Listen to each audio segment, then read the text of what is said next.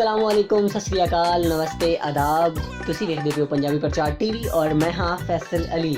ਇਹ ਜੋ ਤਸਵੀਰਾਂ ਦੇ ਵਿੱਚ ਤੁਸੀਂ ਪੰਜਾਬੀ ਪਿਆਰਿਆਂ ਨੂੰ ਖੁਸ਼ ਤੇ ਹੱਸਦਾ ਵੇਖ ਰਹੇ ਹੋ ਤੇ ਮਿਠਾਈਆਂ ਖਾਈਆਂ ਜਾ ਰਹੀਆਂ ਨੇ। ਇਹ ਮਿਠਾਈਆਂ ਐਵੇਂ ਨਹੀਂ ਖਾਈਆਂ ਜਾ ਰਹੀਆਂ। ਅੱਜ ਪਾਕਿਸਤਾਨ ਦੀ ਤਾਰੀਖ ਦੇ ਵਿੱਚ ਪਹਿਲੀ ਦਫਾ ਕੋਈ ਸਿਆਸੀ ਪਾਰਟੀ ਆ ਰਹੀ ਹੈ ਜੋ ਪੰਜਾਬੀਆਂ ਦੇ ਹੱਕ ਲਈ ਗੱਲ ਕਰੇਗੀ ਔਰ ਇਸ ਪਾਰਟੀ ਦਾ ਨਾਮ ਹੈ ਪੰਜਾਬ ਨੈਸ਼ਨਲ ਪਾਰਟੀ ਆਫ ਪਾਕਿस्तान। ਅੱਜ ਪੰਜਾਬ ਨੈਸ਼ਨਲ ਪਾਰਟੀ ਦਾ ਐਲਾਨ ਕਰ ਦਿੱਤਾ ਗਿਆ ਹੈ ਜਿਸ ਦਾ ਮਕਸਦ ਪੰਜਾਬੀਆਂ ਦੇ ਹੱਕਾਂ ਦੀ ਗੱਲ ਕਰਨਾ ਹੈ।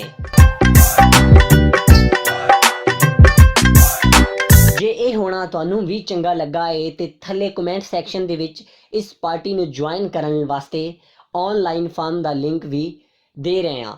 ਤੁਸੀਂ ਉੱਥੇ ਜਾ ਕੇ ਮੈਂਬਰ ਬਣ ਸਕਦੇ ਹੋ।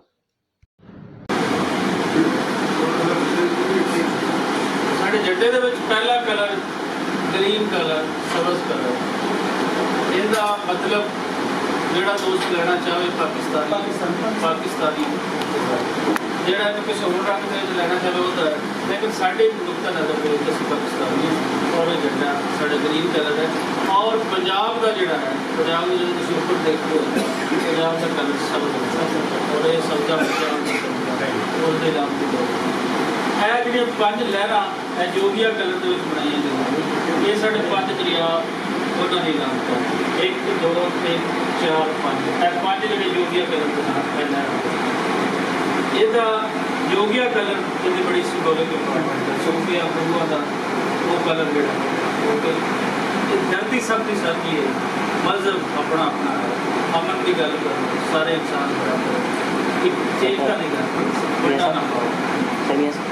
सब थले आ गया जी रेड कलर गुलाब का कलर हार्ट प्रोग्रेसिव सोच रखने वाला इंसान वो गुलाबी गुलाब चंद इनकलाब है कि इंसान की जिंदगी में बेहतरी आए खुशहाल राज्य के काम बराबर खा लेना हो कि 1 लाख रुपया खा फिर ਇਹਦੇ ਵਿੱਚ ਜਿਹੜਾ ਦਰਮਿਆਨ ਦੇ ਵਿੱਚ ਅਸੀਂ ਲਿਖਿਆ ਉਹ ਚੰਦ ਤਾਰਿਆਂ ਤੋਂ ਹਟ ਕੇ, ਕਿਉਂਕਿ ਅਸੀਂ ਜ਼ਮੀਨ ਜਾਂਦੇ ਹਾਂ, ਅਸੀਂ ਜ਼ਮੀਨ ਦੀ ਗੱਲ ਕਰਦੇ ਉਹਦੇ ਵਿੱਚ ਅਸੀਂ ਕਣਕ ਦਾ ਸਿੱਟਾ ਰੱਖਿਆ। ਇੰਨਾ ਕੁ ਸਾਨੂੰ ਪਤਾ ਹੈ ਹੜੱਪਾ ਤੋਂ ਲੈ ਕੇ ਅੱਜ ਤੱਕ ਕਣਕ ਪੰਜਾਬ ਸਾਡਾ ਕਰਦਾ ਰਿਹਾ ਹੜੱਪਾ ਤੋਂ ਲੈ ਕੇ ਅੱਜ ਤੱਕ ਔਰ ਅਸੀਂ ਕਣਕ ਨੂੰ ਵੀ ਬੋਲ ਸਕਦੇ ਹਾਂ ਮੇਨ ਔਰ ਇਹਦੇ ਨਾਲ ਫਿਰ ਜੁੜਾ ਹੋਇਆ ਤੁਹਾਡੀ ਜ਼ਰਾਤ ਤੁਹਾਡਾ ਜ਼ਿੰਦਗੀ ਉਹ ਹੈ ਝੰਡਾ ਉਮੀਦ ਹੈ ਦੋਸਤੋ